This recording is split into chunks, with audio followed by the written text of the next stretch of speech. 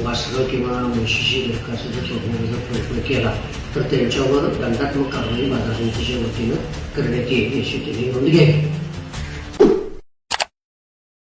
वडगाव बाजार समितीच्या मुख्य बाजार आवारात प्रत्येक सोमवारी जनावरे, शेळ्या, मेंढ्या, गाई, म्हैस या बाजाराचा मोठा बाजार भरतोय.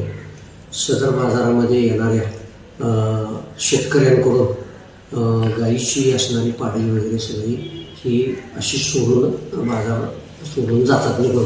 त्यामुळे त्या पिलांचं इथं रक्षण करणं फार मुश्किलीचं झालेलं आहे.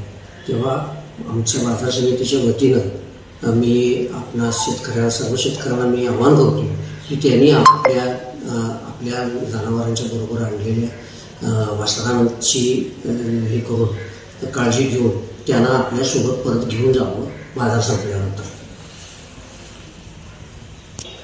आता जी जनावरं बाजारात सोडलेली आहेत ती साधारणतः किती महिन्याची आहेत आणि ती कधी सोडलेली आहेत?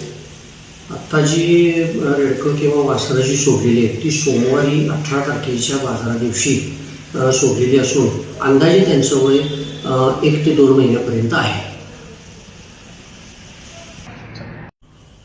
बाजार समितीच्या वतीनं जनावरांच्या बाजारामध्ये शेतकऱ्यांनी सोडून गेलेल्या या वासरांना आणि म्हशीच्या रेडकांना बाजार समितीच्या वतीनं त्यांचं पालन पोषण सध्या सुरू असून परत एकदा मी आवाहन करतो शेतकऱ्यांना की त्यांनी इथून पुढच्या काळामध्ये कृपा करून ही जनावरे पिलासोबत सगळी घेऊन जावीत.